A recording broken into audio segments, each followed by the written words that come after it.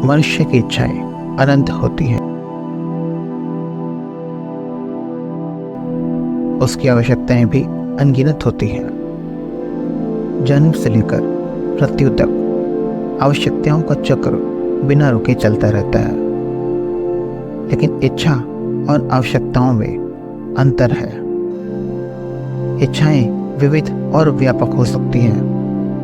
हम कोई भी वस्तु देखते हैं और उसको प्राप्त करने की इच्छा करने लगते हैं, परंतु आवश्यकता एक ऐसी इच्छा है जिसके बिना हम नहीं रह सकते, और इस इच्छित वस्तु को प्राप्त करने से मन को बड़ी तृप्ति मिलती है। मनुष्य जितनी अपनी आवश्यकताएं बढ़ाएगा, उतनी ही अधिक मात्रा में श्रम भी करना पड़ेगा। यदि आवश्यकताएं थोड़ी हैं तो सीमित धन और श्रम से ही तृप्ति प्राप्त हो सकती है, परंतु जीवन के इस कालचक्र में न इच्छाएं समाप्त होती हैं और न ही आवश्यकताएं। पूरा जीवन इस द्वंद्व में ही समाप्त हो जाता है। तो आखिर क्या है उपाय इस द्वंद्व से जीतने का? शायद इस कहानी में आपको उत्तर मिल जाए। चलिए सुनते हैं, और चैनल पर नए हैं तो सब्सक्राइब जरूर करें।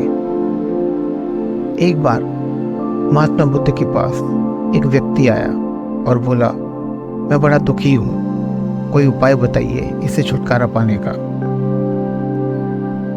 तो बुद्ध बोले, व्यर्थ में चिंतित ना हो, मैं एक कथा सुनाता हूं, इससे अवश्य तुम्हारी समस्या का निवारण होगा।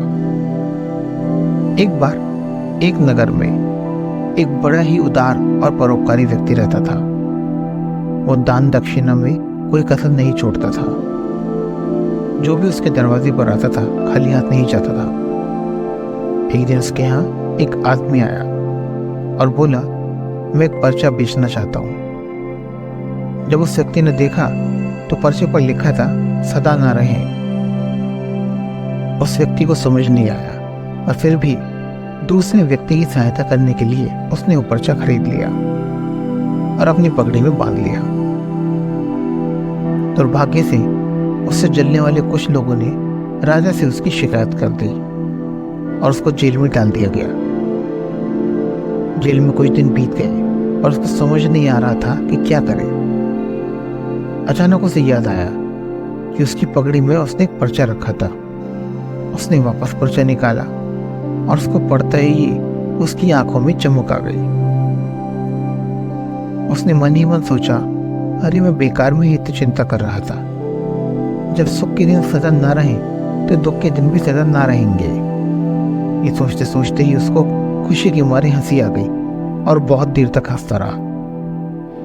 द्वारपाल को लगा ये पागल हो गया है, तो उसने राजा को सूचना दी।